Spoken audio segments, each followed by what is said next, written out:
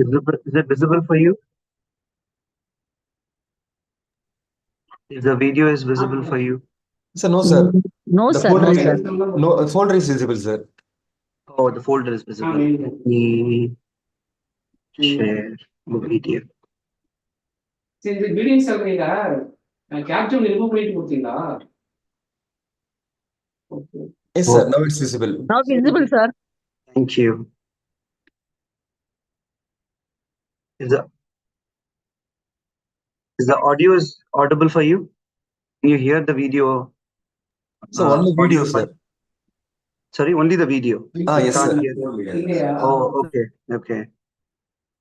Got it. I'll just narrate it. As the video progresses, I'll just speak. So in 2015, we all marooned with the flood Chennai. That's when we started researching on how to tap water from the atmosphere. So I went and studied in US to understand tap the air into clean drinking water. So that's when we understand how the desert creatures trying to tap these water using their structure in the body.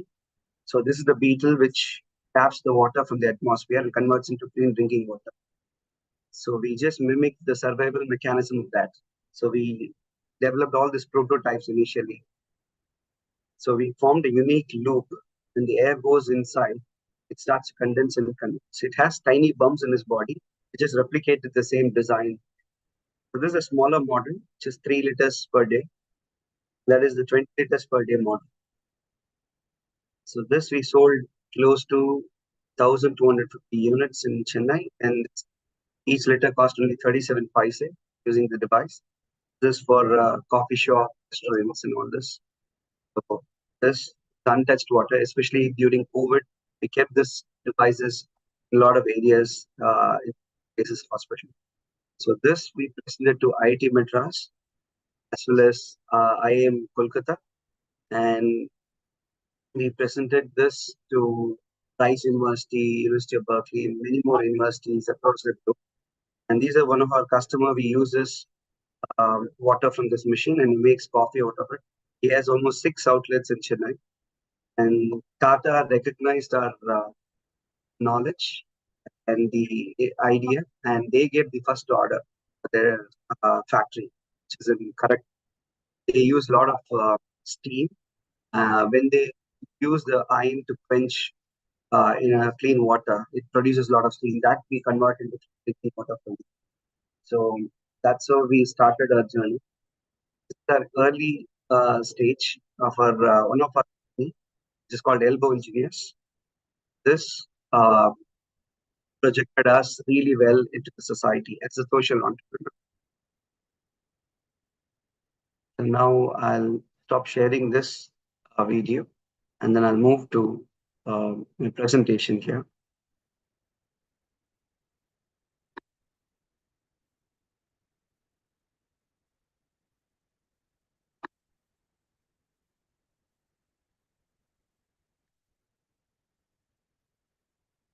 In the presentation, I guess, must be visible.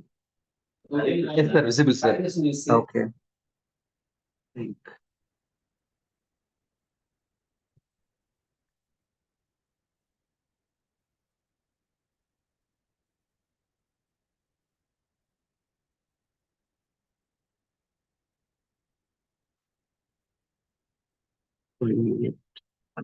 To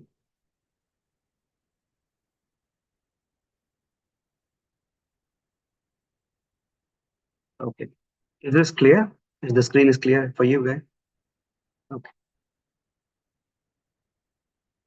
So let me throw some the statistics behind how many engineers have moved through entrepreneurship, how many engineers are struggling to cope up with their ideas or trying to become a CEO or trying to give their life to their projects. So especially because of COVID, a lot of drastic statistics have been established. Of course, we all know, I mean, we have produced a lot of engineers from Tamil Nadu, and their great CEOs are from our states. And especially, I mean, in the recent past, if you see, nearly 22% of billionaires are engineers.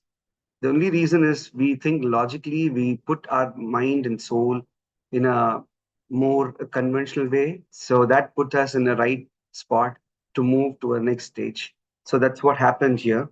And and also the incredible thing about the entrepreneur journey is we are trying to help our fellow engineers by giving them the opportunity to work in the startup and then become their own entrepreneurs or their own companies to put in their limelight.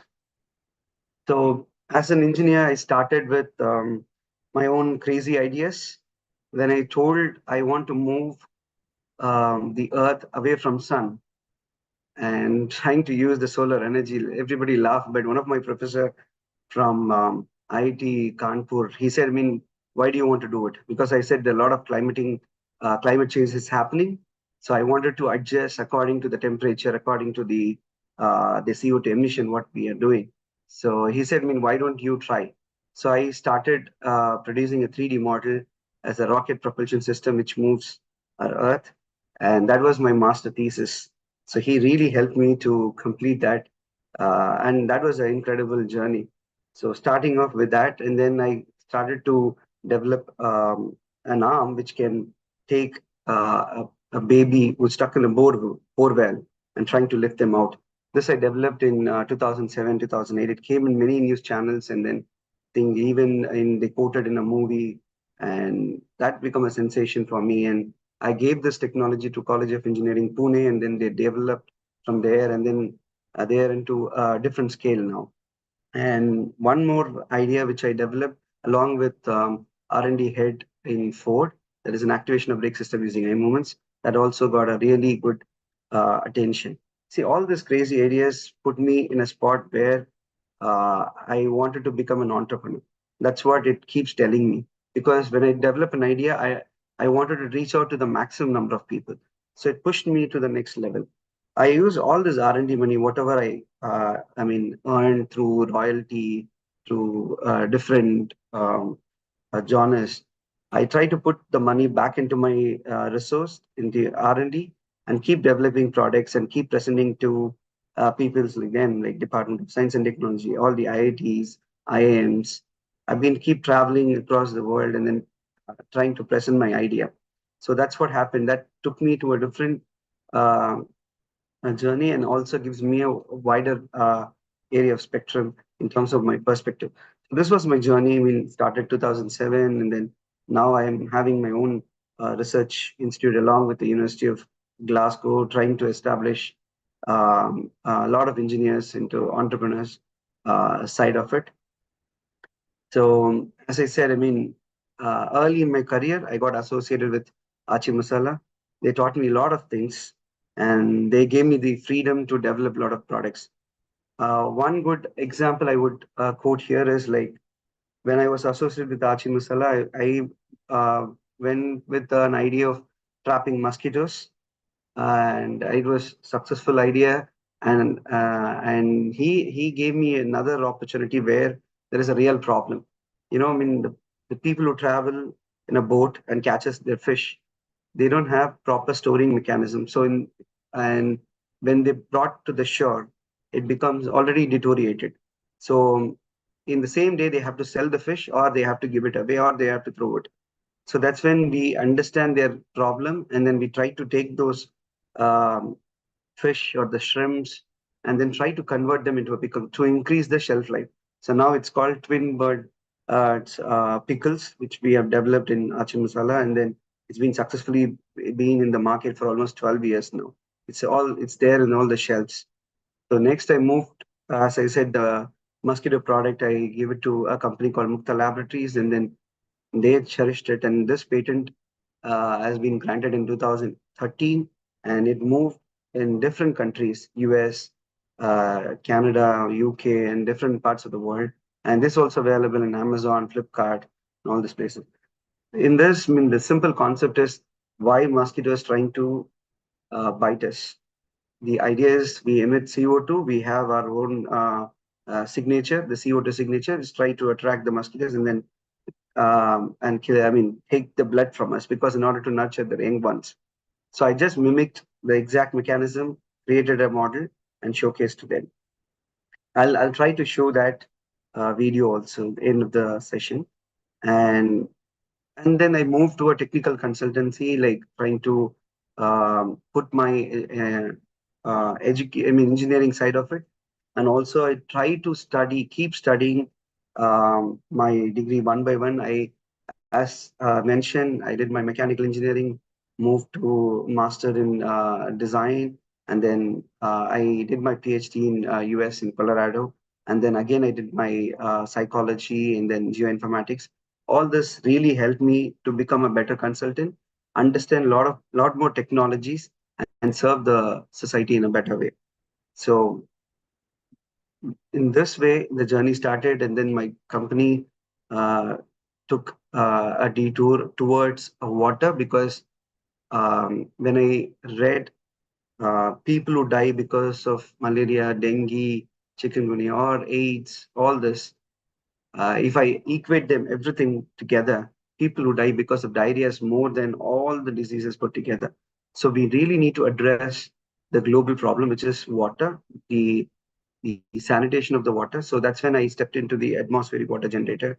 The first year we made 1.5 crores, and then we sold to 1,000 customers. That put us in a spot where we merged with IIM, IITs. They own a share in my company now. And I presented in all these United Nations conferences to establish this technology in a better way. So that's how the journey started.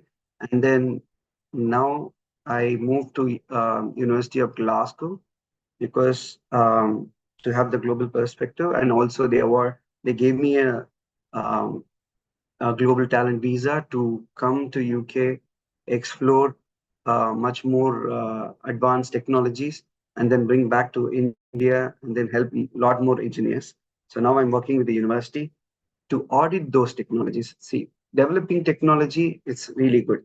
Implementing the technology is also good.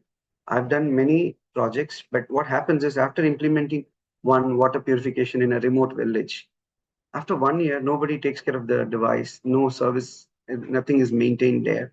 So what happened was this needs a lot more education, awareness in that locality. So I started moving into a technical auditing, whether the technology is understandable by the local community, like psychologically, sociologically, technically, and economically. They have to understand this really well to make use of this technology to come up in their life. So that's when I understood, and then I become a technical auditor firm, and then trying to audit those technologies, whether it's really benefiting the society or not. So now I've been mentoring few more companies, like Oldtrix is one, which is an e-bike, which I've been mentoring, and Nutrigami is another food company. Of course, I mean, food is going to be a big demand in near future. So I've been working with them. Of course, my parent, my alma mater, Archie, Ford, and all this, they've been really supportive in this journey. So this is about my journey. I'm going to pick one product in this. I'm going to talk further more. So in this, I'm going to pick the food one because food is the one like which we're going to really face a big strain in our production.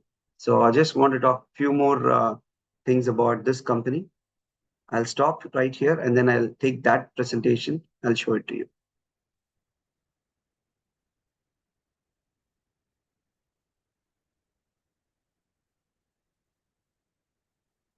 So I'm going to bring that presentation to you guys.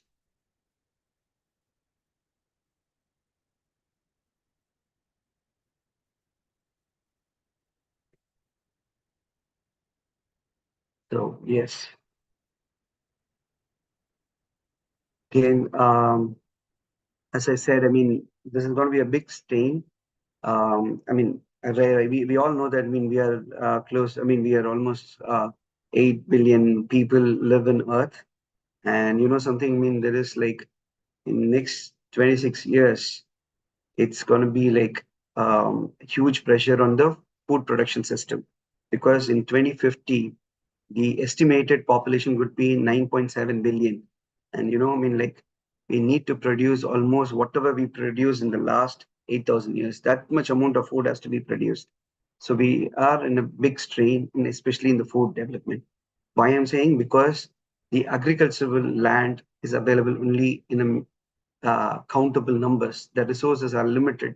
As I said, it's only 38% of our Earth's surface, and nearly, um, I mean, the size of Costa Rica, that much amount of land has been eroded, and we are losing that fertile land every year. So that is another strain we are facing at the moment. And because of that, the undernutrition, malnutrition, 45% of young kids who are under 5 are dying because of this. So we need to really step up and do something here.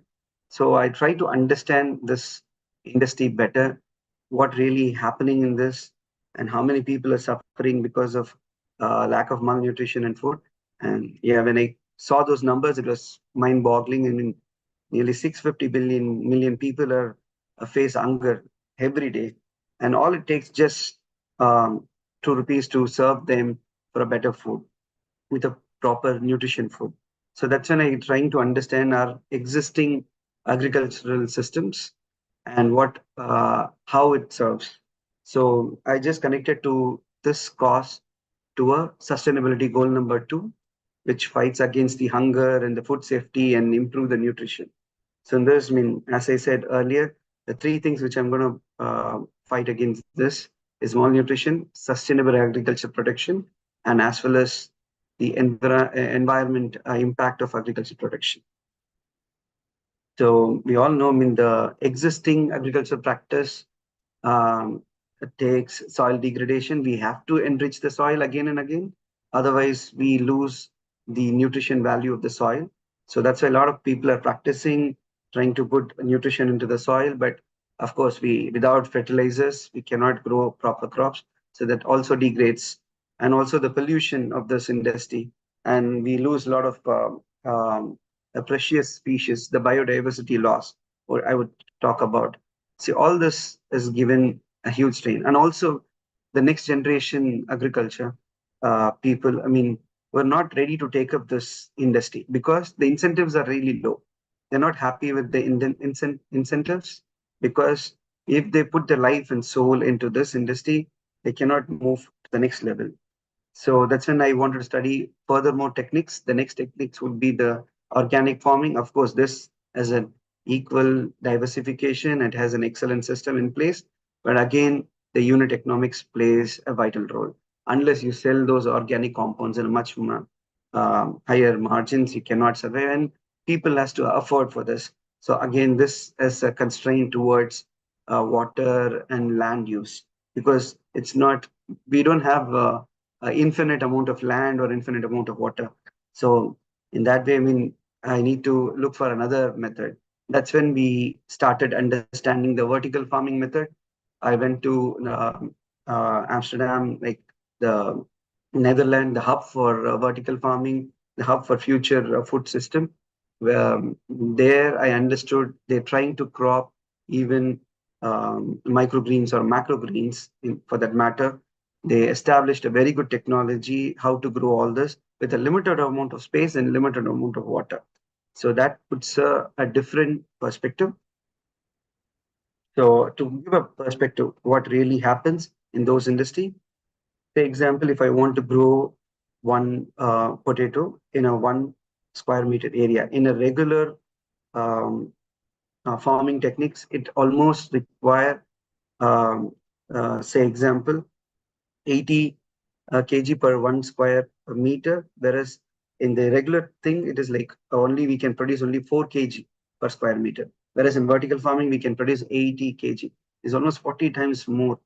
And in terms of water consumption, yeah, of course, only 1/4 of water is being consumed in the vertical farming when compared to the regular farming. So this struck me really well. So what I did is I came back Chennai. I started growing this during COVID time because that's when, I mean, I can do an experiment. I can give it to all those people and see whether it is giving good yield or not. I did this in my home. I used the entire floor for that. and then started growing. And then I started giving it to the hotel industry because that's where, I mean, the chefs knows about this microgreens or macro, which grows in vertical farming. And that really picked very well. And then we started giving it to them. And that industry now is serving all the hotels in Chennai, all the five-star hotels, all the restaurants. But the needy ones has to get this. So that's when I wanted to have this in place to do as a charity basis. Now we are working with um, Wilgrow, IIT Madras, as well as Harvard University, trying to understand the impact and getting their fund to reach the needy ones. So I did an iPad study. iPad is nothing but we are trying to understand the population, the affluent community in the society, as well as the technology. So in India, if you consider, I mean, like you can clearly see the population rate and the affluence. I just compared with China, India, and Japan. I took different years over the years from 1960 till 2010, the data which I have. I try to understand which method gives a better yield in terms of environment, in terms of pollution, in terms of resources. So it clearly shows the traditional agriculture consumes more amount of greenhouse gases, produces more amount, which comes to 150 units of greenhouse gases. Whereas organic farming comes 80 units of greenhouse gases, and vertical farming is 60. So it clearly shows it is reducing strain in the climate change. So this puts us in a better spot to convince any big firm to see the impact in a real time. And the first thing which I understand is because of this strain in the food community, there is a huge transition happens. People migrate. And we all know, I mean, when there is no rain, there is no agriculture, people move from one village to another.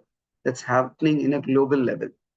So it clearly shows almost 45.7 million people are displaced from their own country. So this is the huge challenge which we faced. So as I said, this is our journey in terms of the food and what we did. And now we are trying to collaborate and then establish ourselves in a better spot. So this is about one technology which we took and then brought it to the market. Um, if anybody has any question, you can stop there and ask me uh, because I'm moving to another interesting technology which I'm working on currently with our Tamil Nadu government. So if you have any questions, you can raise and you can stop me anywhere.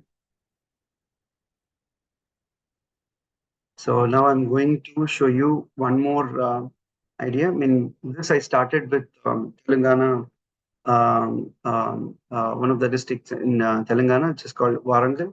Been working with the collector there, and I'll show you what really happening there. Um,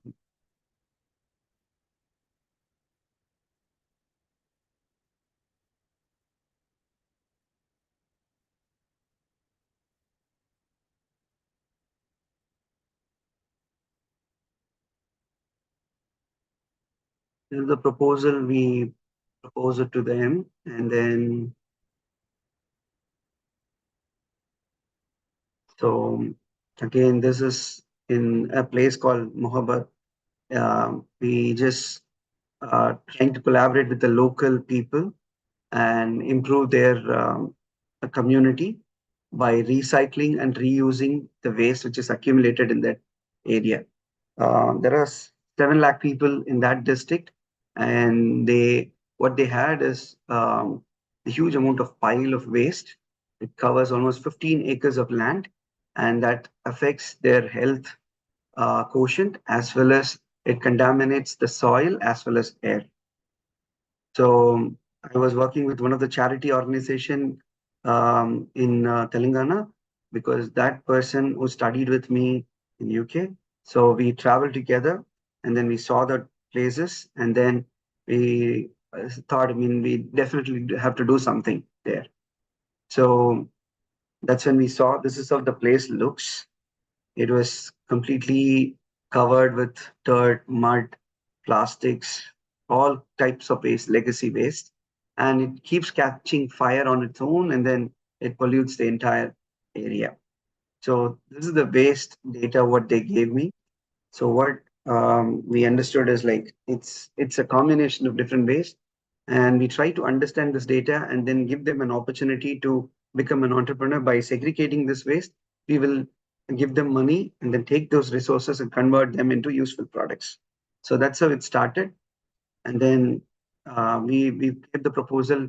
Now it's been initiated. The government gave 4 acres of land, and then we started doing this.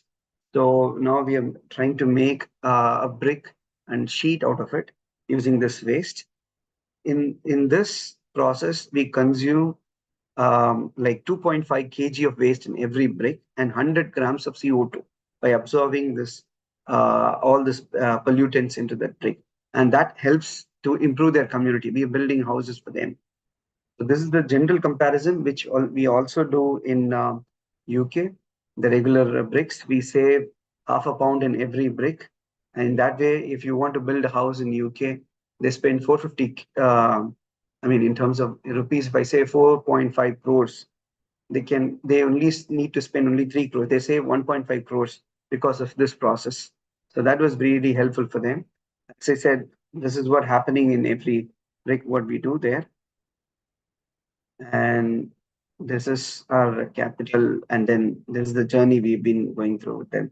This is the overall thing.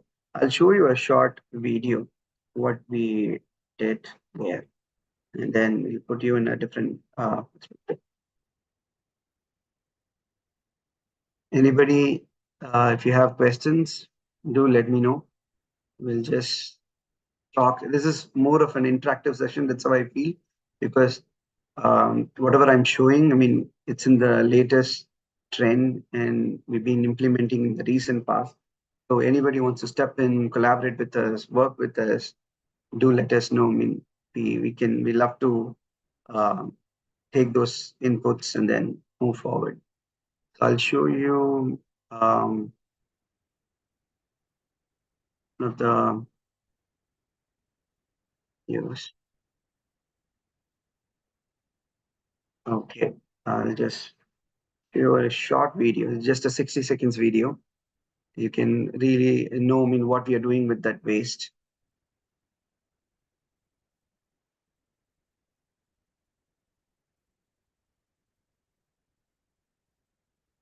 So in this, again, no, there's no volume. So what I'm trying to say is like Scotland is also facing similar problem. They're shipping close to 100 tons of plastic waste every month to other countries because they don't have the, they don't want to recycle it, because if they do it, again, they're emitting CO2. Whatever they're consuming at the moment, their CO2 has been running under the seabeds, and that's how they've been neutralizing it. So I just play this video, what really happens. See. So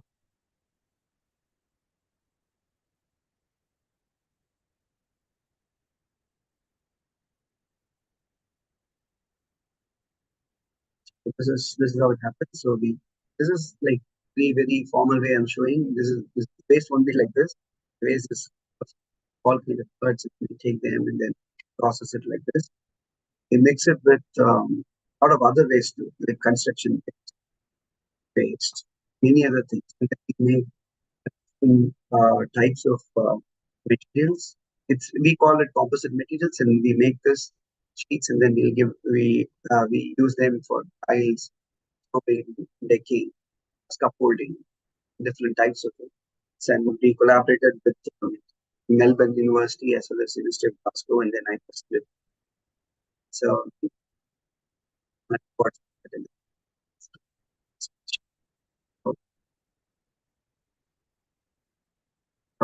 yeah. So I mean, I presented a few technologies. If you have any questions, let's interact and then discuss. And also, I'd like to tell you, I mean, like the most important stuff here is like if anybody has a good technology. If you want to come up, you let me know. I mean, whatever I can do, I can help you, because there are a lot of grants which is available in UK, EU, and US, which we are trying to bring them and then support the young entrepreneurs in India. So that's how we been collaborate with multiple things. And also, if you want to do an audit for a technology or your companies which is there, because we are working with a lot of companies, we do the technical audit and then we try to enhance their impact in the society. So as I said, I mean, Nutricami has been associated with Harvard Business School and also with the Chicago University, in order to understand their impact and then give them more money to increase their impact in the society. So that way, I mean, we can help any engineers who are aspiring to become an entrepreneur in this. We love to help them. So thank you so much. Love to listen from you guys. Any questions, please shoot out.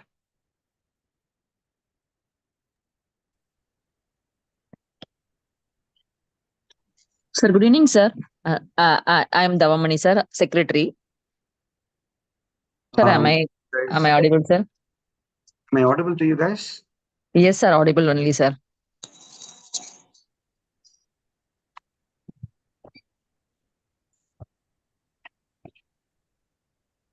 Sir, can you hear me, sir? Hello, Audible. sir.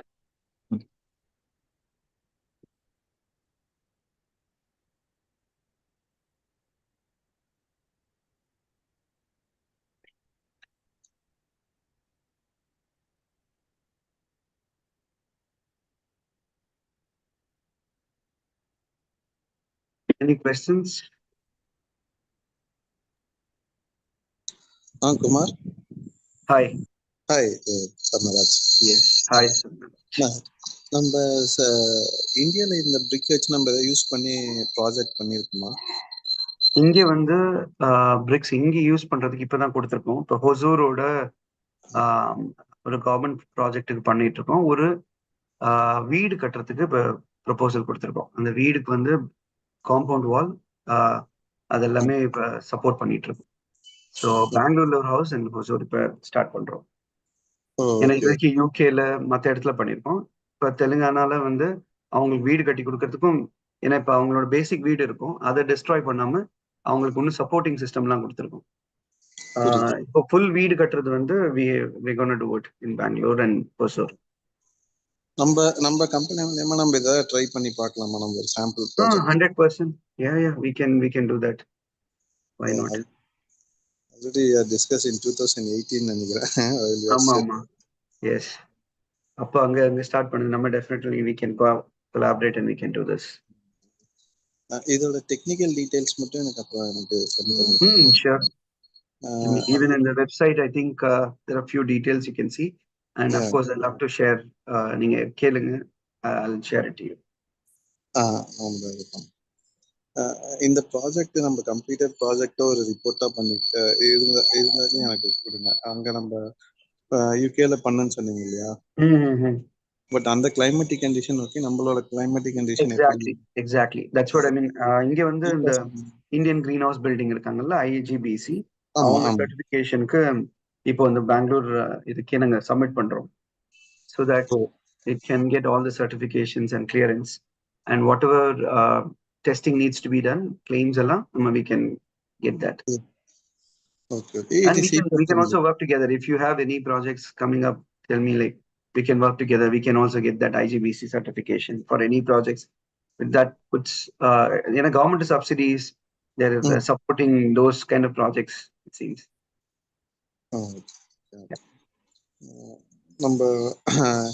இது நம்ம sir professor doctor TV Ramachandran ஞாபகம் இருக்கா? ஆமா Ramachandran professor. Yeah, of course. Actually இன்னைக்கு கூட பேசினார் என்கிட்ட. இன்னைக்கு உங்க மீட்டிங் அதனால சரியா ஹெல்ப் இதனால அட்டென்ட் பண்ண முடியல. அந்த இது அவர்கிட்ட நம்ம டிஸ்கஸ் பண்ணப்போ அவரு இதுக்கட அங்க நம்ம ட்ரை பண்ணி பார்க்கலாம் பெங்களூர்ல. Sure. Yeah. Thank you.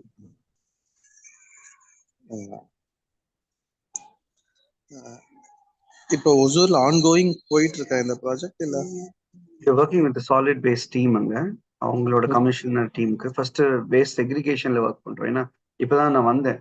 I just came last month, so been working with them. So I'm moving to the project. அதுக்கு இப்ப சாங்ஷன் கிடைச்சிருக்கு.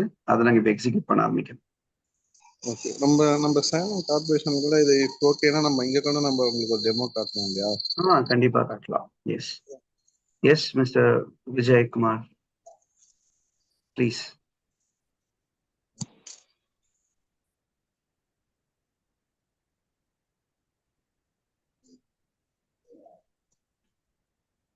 I think hand ரைஸ் பண்ணிருக்காரு இல்ல விஜயகுமார்? விஜயகுமார் பண்ணி பேசுங்க.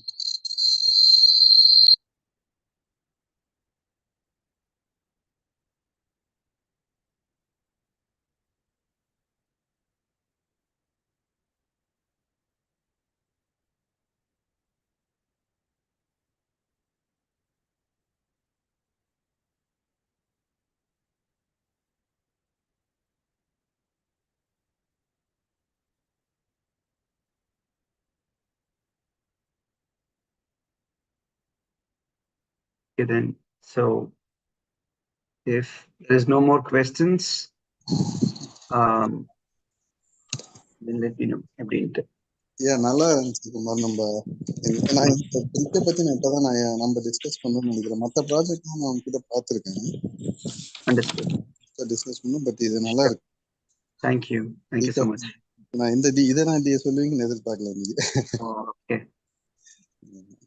Very good. we can continue this discussion. நீங்க சொன்னீங்கன்னா we'll take it to the next level. நானும் ஃபர்தரா நம்ம பேசிட்டு கமிஷனர்கிட்ட பேசிட்டு நம்ம இதை ஒரு டெமோ சிஸ்டம் கூட பண்ணலாம். Sure.